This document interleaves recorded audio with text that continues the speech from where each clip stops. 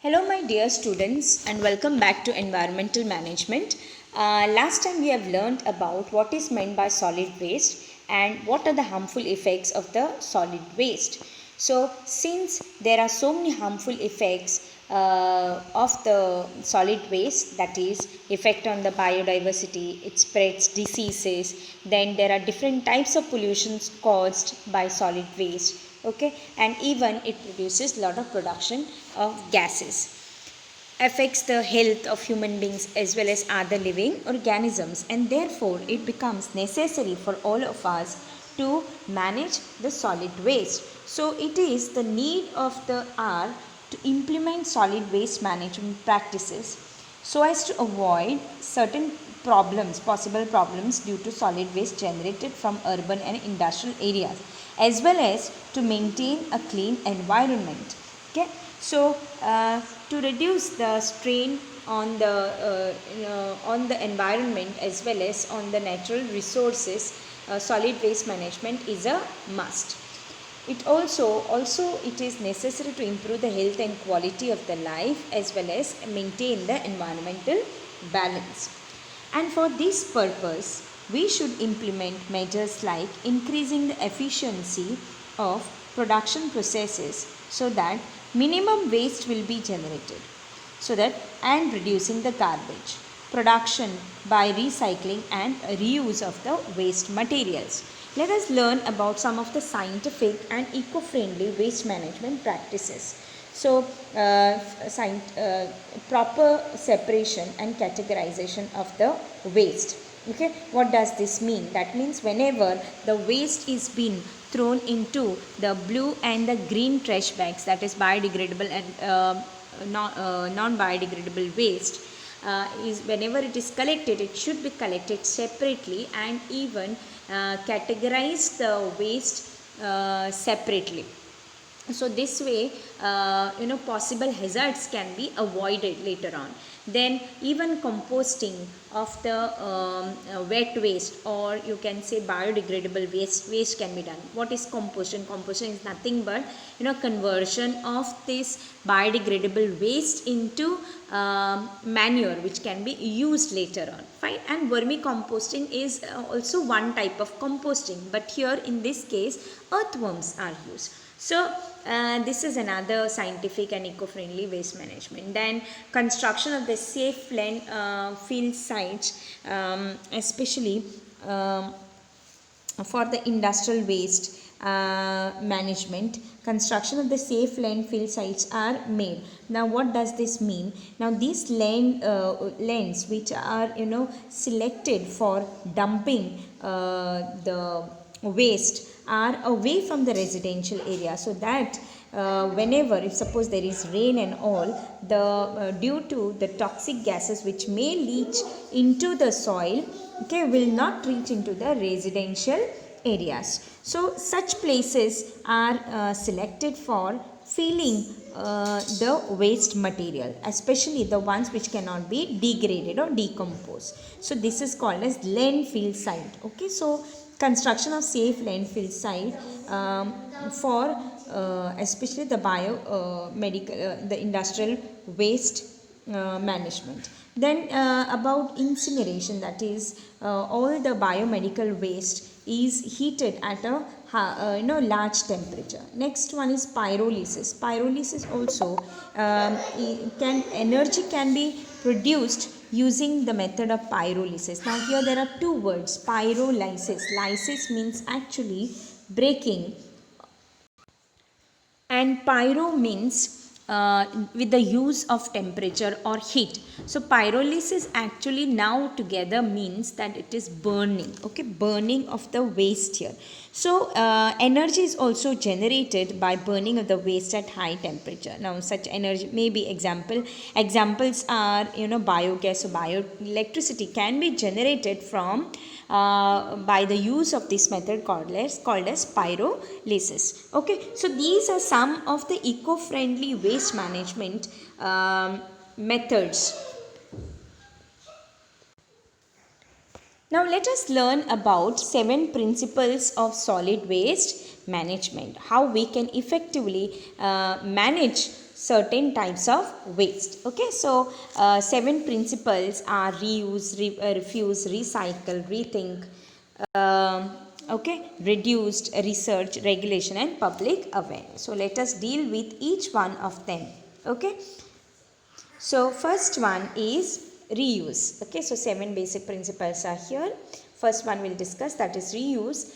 After using materials should be reused for some other purposes. Like for example, now whenever you are buying certain tin cans or maybe certain plastic bottles, okay, they can be used again. It can be made use of. Certain boxes, carton boxes can be used to keep certain other items. So this way we can reuse certain materials. Then next one is refuse. Instead of buying certain things, if we try to refuse certain non-degradable articles like plastic and thermocol, it would reduce the strain on the natural resources as well as the degradation of this, because it takes lakhs of years for them to degrade. Naturally they do not degrade. So therefore, instead of buying, if you refuse to buy such objects or such materials, it would be a great help to the nature. Okay, next one is recycle. Okay, production of useful articles by recycling solid waste. Now for example, used paper can be given to the scrap dealers or paper mart, old paper marts, and from that they will be going for making the new papers. Even the glass bottles which we get of glass material, whatever we get, also can be recycled to make a new glass. So this way also we can manage the solid waste. Next thing, we need to rethink about our habits and activities as well as their consequences in connection with the use of various articles of daily use, whether they are really needed for us or whether we should rethink about our habits is very important. Okay, next one is reduce. One needs to restrict the use of resources to avoid their wastage. Okay, now avoid the wastage of certain materials. So old material should be reused. One thing should be shared by many. Use and throw type of object should be avoided. Okay, now this happens whenever we have certain functions in our house. Okay, there is a habit that we will be buying certain use and throw type of objects. Now it is reduces our work of cleaning the utensils and all, but it is generating lot of strain on the natural resources. So therefore, before buying such type of objects like use and throw type, we need to rethink again. Okay, so we need to avoid or reduce such type of materials. Fine. And next thing is research. Now, conducting research related to reuse of materials that are temporarily out of use. So that means scientists need to do lot of research regarding the materials which are out of use, whether how they can be used again. So in this manner, scientists need to research about the materials. Then regulation and public awareness. Following the laws and rules related to waste management as well as motivating others to do the same. That means whenever we as individuals, we need to first follow certain laws and rules regarding the generation of the solid waste. So if one is disciplined and takes an effort to do certain things in the right manner, so many things can be avoided which can harm the nature. So it's an individual's activity or individual's duty to follow certain rules and make certain rules as well as laws for himself, as well as motivate other people to do the same. Okay, so in this way what can happen, this will reduce the strain on the natural resources. So you can see, you can do such small activities, and by doing this type of small activities one can really help nature. Okay, now So we have to follow now 3R mantras. You might have heard about the 3R mantras, that is reduce, that is reducing the waste, then reuse the waste, okay, and recycle, giving certain objects for recycling. And we have already now learned about what we can reduce and what we can reuse, as well as what we can give for recycling. Now, throwing the plastic wrappers of the chocolates or ice creams, biscuits, etc. into the dustbins and avoiding littering. So one, suppose an individual follows this type of practices, one can have a clean and healthy environment. Okay, so next is avoiding the use of plastic bags. Instead, we can use cloth bags or bags prepared from old saris, bed sheets, curtains, etc. So whenever, so you dear students, whenever you are going to market, so rethink that instead of taking, buying new plastic bags, you can carry your own cloth bags to market, which can be made from all these items, like it can be made from the old saris or maybe bed sheets which are of no use, or curtains. You can always make cloth bags out of it and carry it to the market instead of buying the new plastic bags. Fine. Then using both sides of the paper for writing.